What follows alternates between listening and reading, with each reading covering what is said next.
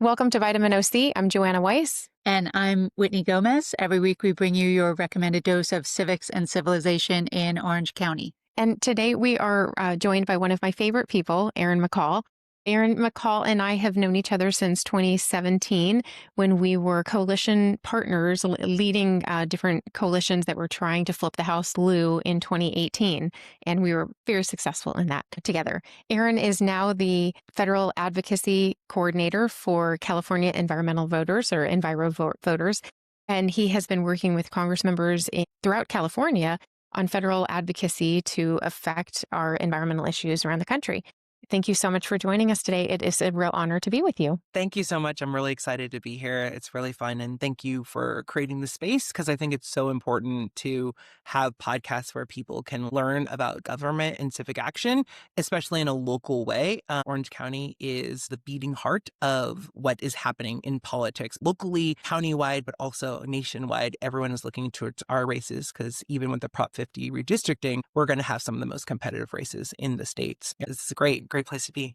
I got started with the Indivisible movement. Folks remember Rachel Maddow back in, it was like 2016 and early 2017, after Hillary Clinton had lost. She had Ezra Levin on, and he was the founder of this group called Indivisible. And basically the principle was they could put up a Google Doc on their website and were like, this is how you call your member of Congress to enact change, because they were congressional staff and they saw what the Tea Party had done.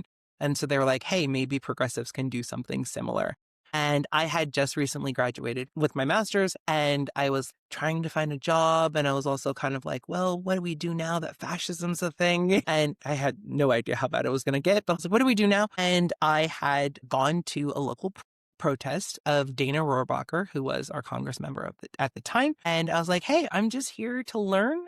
And I want to help. I'm young and I have free time and I want to help do something. And then that ended up, I told my mom, I was like, I'm only going to do this. It's like once a week. Don't even worry about it. My mom just kind of like rolled her eyes.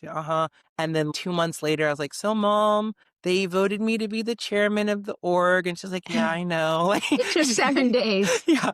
And so she's like, yeah, that's going to be a thing. And so at that time, I then became the youngest indivisible leader in the country in one of the most conservative districts in the country as well, with a 30-year Republican incumbent who at the time believed that climate change was the resultant of dinosaur flatulence and not human interaction in the climate.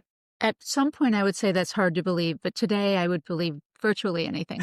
Yeah, Dana Rohrabacher was an interesting character. He was a Reagan speechwriter, and he really spoke to the district in a way of the libertarian ideas of taxation as theft, etc.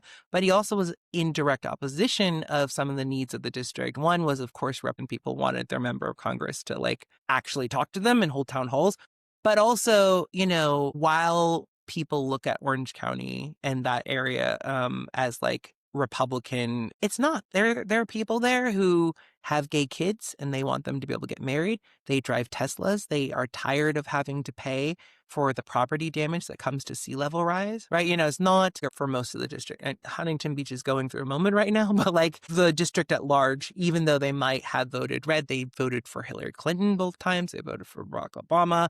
They then, voted for Biden, what I'm saying? So there is a shift. It's very purple and it's very relationship focused and values focused more than ideology of red versus blue. So we had a quick education in politics back in 2017 when we were doing our work. And like you said, the eyes of the nation were on us on those races. And we had so much momentum and it was great organizing with so many first-time organizers.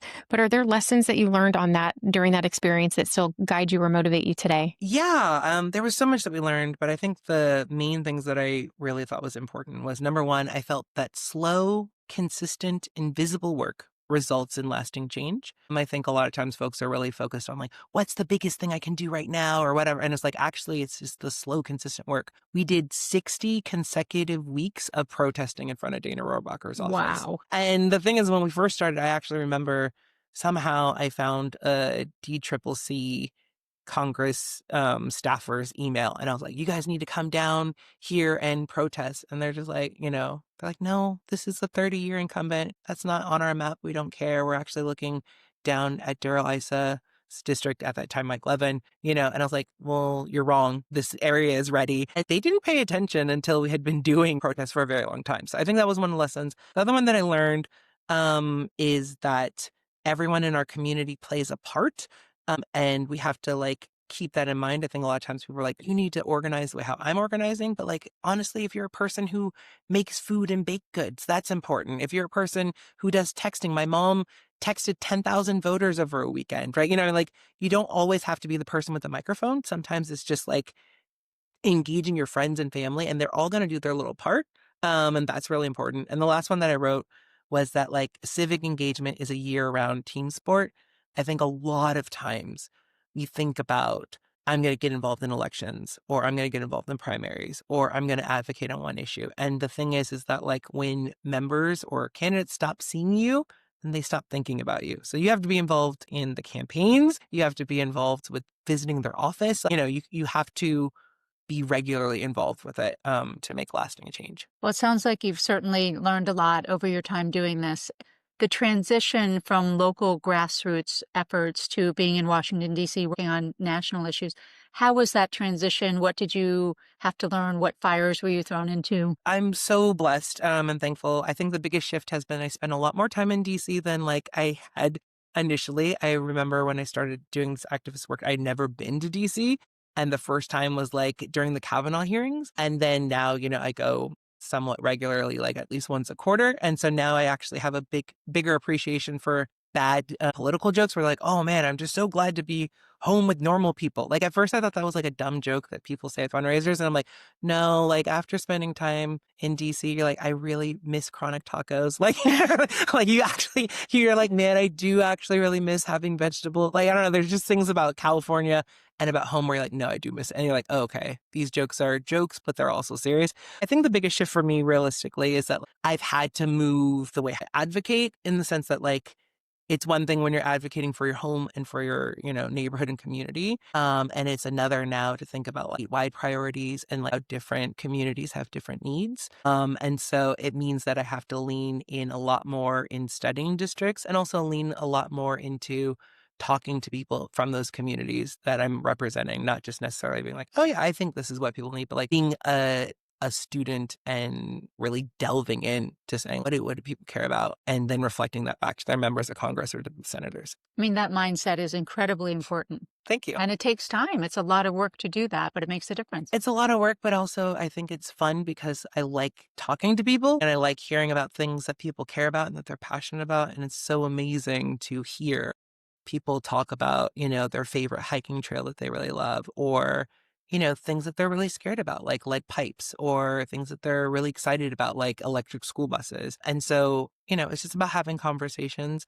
and seeing where the gaps are, and then relaying those gaps to staffers and electeds, and really inspiring them to go be the champions that we know they can be. And you've spent most of your political life in California, and California is known as being a great place environmentally and one of the forefront states for environmental policy. Can you talk a little bit about some of the things that we're doing right as a state and some of the things that we could be doing better? Yeah, so California Environmental Voters does something really cool. We have what's called a scorecard. If you go to envirovoters.org, you can check out the scorecard. We're going to be releasing another scorecard in January 2026. So for the past, for the year of 2025. And that digs into things that people are doing well and things that like people are not specifically doing as well in as far as the state goes. I think the general brass tacks and overarching things that we're doing well is that we are the fourth largest economy in the world, and we are able to model what solutions look like, right? When California gets it right, then other states go, wow, okay, we can do that too. And then they use us as a blueprint and a template for change. And so I think that we definitely do a lot of that. I think that we are at the forefront of trying to figure out how to be responsible stewards during the Trump administration rolling back so much. We're doing really well on that. I think the things that we're missing opportunities. I'm trying to not be like, oh man, we're failing, but like, things that we're missing opportunities on is a few things. I think the first one is we're a little bit afraid of holding corporate polluters accountable in the ways that we should.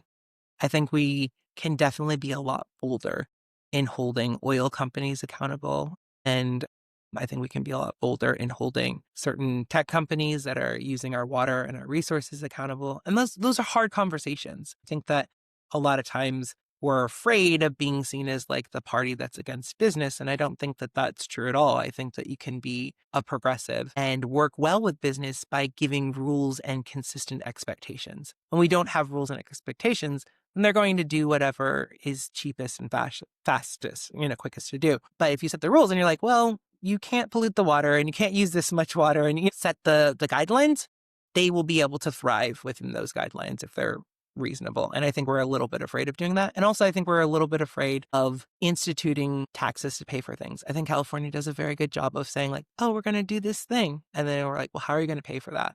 And we don't really answer that question.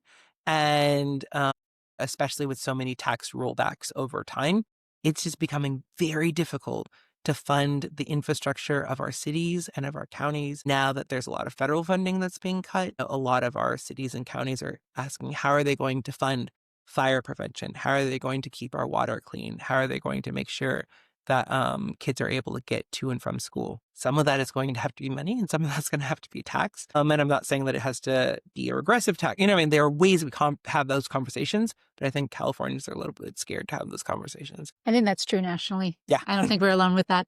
But we're the leaders. I think that's the thing. Like, Fair enough. If other states are having that problem, I don't live in those states. I don't represent those states. And, that's their journey. We're the fourth largest economy in the world. We are the ones who set the standard. So we are the ones who need to have that conversation. Well, once again, a really good mentality to approach things. So let's zoom out to the national level. Yeah. You were instrumental in passing the most important environmental legislation in history, the Inflation Reduction Act. Yes, thank you. What is your perspective on the most pressing environmental issues nationally, and how are those trickling down to our local communities? That's a really good question. And I'm going to answer it in like a metaphor. I want you to imagine like Marvel movies and DC movies, how they have like Earth 1 and Earth 2, right? And so like I'm going to talk about Earth 1, and that's the world that we live in right now. But then I'm also going to talk about Earth 2 kind of like in a like, okay, if we had a Democratic president, right? Earth 1, I think the thing that's the most pressing, because you said the word most pressing, is the dismantling of our agencies. Right, is that we're dismantling the EPA, we're dismantling, the Department of Education. We're seeing this dismantling of all of the federal fire agencies. And what they're doing is they're like taking apart those agencies and they're putting in money. They're like, oh yeah, here's money for fire, but like there's no support staff. There are all of these open positions. We're walking into a government shutdown where our national parks do not have staff members to keep it, running. So like that is one of our biggest threats. I think there's a huge threat in the divestment in clean energy. Wild to see that like we were starting with these investments in electric school buses and solar panels and all the rest of that. Donald Trump and his administration said, actually, we're going to make this hard pivot and invest in coal. But then we're going to talk all day about like how dangerous China is and all the rest of that when they're the ones who are investing in clean energy. So it's this kind of like, if you guys have ever read Project 2025, it will rot your brain. It's very depressing. It's written by like incel men who were very upset about Barack Obama being president. And their whole thing and their whole thesis is basically Obama did this, and so we're going to undo that and do the opposite. And Trump's policies, especially on energy, are that. It's, oh, the woke people like electric solar panels, so we're going to do not that. And realistically, the industry has moved, power has moved to going towards clean energy. It's the cheapest, fastest way to deploy energy. And they're just being spiteful. And then also our national park sell-off. Republicans have been trying to sell off public lands and sell it off for development, which is really bad. So those are like the main three dangers in this Trump administration. Now, in Earth 2, whether that was a Democratic president in this, same time, 2025, or like, if we win in 2020 kind of thing, like what are the dangers there? I think some of the major dangers are deployment and implementation. I think it's one of those things where you can put in a whole bunch of money to try to have all of these cool clean energy programs, but it takes a long time to get the ball rolling. So with the Inflation Reduction Act, infrastructure bill, we put in a lot of money to get people heat pumps and solar panels for their homes. But like for California, it took a very long time to get that even off the ground because the Department of Energy took a long time to approve what types of heat pumps people could buy and be eligible for tax credits. that took way too long, which meant that people were not able to get it, or even with the electric car rebates. So many people did not know that used cars were also had a rebate. I didn't know that. There you go. You didn't know that. And that's my point. Like, that's the deployment and the implementation. You could have bought a used electric car and still got the tax credit, but so many people didn't know that. And so then, like, it wasn't bought, it wasn't used, right? And so that's like a big threat. The other ones is that I think that there is an underinvestment in marginalized communities. We talk about like, oh, we're going to do all these electric cars. Well, if you don't live in an as invested in community, there's not a place to charge your car. I remember when I was looking at getting an electric car, the house that we don't have a garage. So there was nowhere for me to plug the car in. And then people were like, well, you could plug it in at City Hall or at the mall. And I'm like, yeah, but like, How does I'm that not work gonna, every day? I'm like, yes, thank you. That's nice, but that's not, And so like, because there wasn't a local place to plug in, it meant that those communities were being left behind. And then the last thing is that I really think, especially just in California and across the board, a lot of people who think of themselves as progressives or lefts or Democrats still think of climate investments as nice to haves instead of as an emergency. And so when you talk to people, they're like, oh yeah, I care about the climate. We're going to reduce those emissions, I guess. And you're like, no. This is like an emergency. You need to start investing now in resilience programs, et cetera, because people are experiencing the effects of climate change right now, and it's only going to get worse. And that's going to be measured not in dollars, but in deaths. And that's not really resonating and not exactly connecting. I think those are the major threats. You've worked for justice for most of your career. One of the tenets and through points with your career is working with underinvested and underrepresented communities. Yeah. Can you talk about what a green transition looks like that includes those communities and how we can try to achieve making sure that no one is left behind as we're turning green? Yeah, I think that Joe Biden did a really good job on that, where he said he wants to build from the bottom up in the middle. And I think that the way that we address the gentrification and leaving behind these communities is by explicitly naming that they have been left out historically and explicitly naming how we are including them now. I think when we say things like, oh, raising tides raise all ships, there are people with lived experiences that say it didn't raise our ships, right? You know what I'm saying? And so calling that out and really naming it and saying like, we're going to make sure that we're going to invest in these communities, but also I think letting go of means testing a little bit. I know that stresses people out, but like a lot of times when we think about school lunches, we go like, okay, well, does your family member make X amount of money per year? There are so many people who fall into that gap who maybe make a little bit too much, right? You know what I'm saying? That they're like off the list. And that results in poverty. When we think about the COVID shot rollouts, we just said, pull up your arm and here you go. And that was a public health win. If we want to address marginalized communities and people in the gaps, I think it's sometimes just saying like, we know that this community is under-resourced. Let's talk to them. Asking yourself, who's there? How much does their input matter? And how much time are we giving them to be involved in the process? I think another thing that we do with marginalized communities is we roll up, we say, hey, what do you think of this thing? You can come in, tomorrow at 8 a.m. and answer about it. And we're going to deploy next week. That's not really a good process, right? So like asking yourself, who's in the room when we're making these decisions, or asking, what do we need? How much does their input matter if the community comes in and says, we don't need a train station, but what we do need is a school system with better water? Do you then change your plans? And then also, how much time are you giving them, right? Are you just kind of like, yeah, we're going to do this next week? Or with other communities that are over-resourced, we spend years asking them for input and how they want to do it. Let's be respectful of people. You have a history of mobilizing and supporting young activists. How are you seeing that developing post-COVID? What are the barriers to getting young people more involved in this movement? One of the things that I've noticed is that society has broken the promise to young people as far as like, if you do all the right things, things are going to turn out right. This is not the world that they live in. They've lived through recessions. They've lived through their whole world getting upended. And a lot of times we are applying old rules where we're just like, oh yeah, if you just grind and do your time and pay your dues, then things are going to work out. And they're just like, that isn't true for me. That isn't true for my parents. But they're just like, no, I don't think that that's actually true. So there's a skepticism there. And I think respecting that skepticism and respecting that they are young people who have their own ideas and want to try things. I think that's a very key thing. Giving them opportunity. It's very important to make sure that you are praising them in public and then offering advice in private. I think a lot of times people will hear young people say something really progressive, like a little bit further to their left. We're like, ooh, I don't know about that. Are you feeling uncomfortable? And then they'll call them out in public or they'll write it out on social media. Oh, well, I don't think this is. If a young person is saying they're excited about Zoran Mamdani and you feel a way about Zoran Mamdani, it's not helpful to have them involved when the first thing you're going to do is be like, I don't like that Zoran Mamdani guy. Well, then I'm like, why am I involved with you? If you go like, hey, let's all figure this out together. I'm so excited. You're engaged. Let's get voting out. One, that helps everyone. And then two, if there's things that you want to talk about as from someone with experience, et cetera, you do that in private. You don't have to like embarrassed because no one likes that. You know what I mean? Right. But I think we think that we can kind of do that because there's like, oh, well, I have wisdom and experience. And it's like, true. But like no one has ever liked being called out that way. No. Ever. Yeah. That's a great rule of thumb. Just generally, on anything you would do as a manager, use that with the younger generation in your life. Yeah, 100%. Just to come back to Orange County, which is the bulk of our listeners, what unique opportunities and challenges are you seeing locally on the environmental front?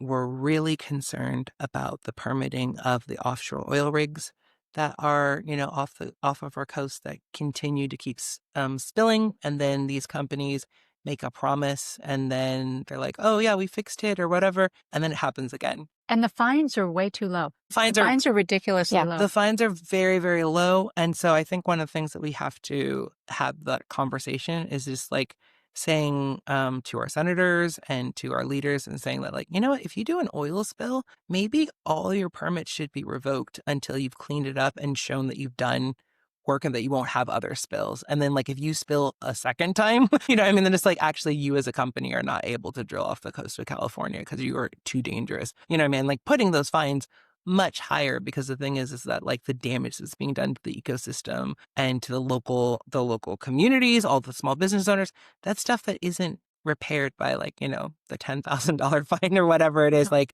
yeah, so there really needs to be restitution there. The other thing that I think is really important, wildfire mitigation. We're about to, we're in perpetual wildfire season, but also the majority of the places where fires do happen are on federal lands.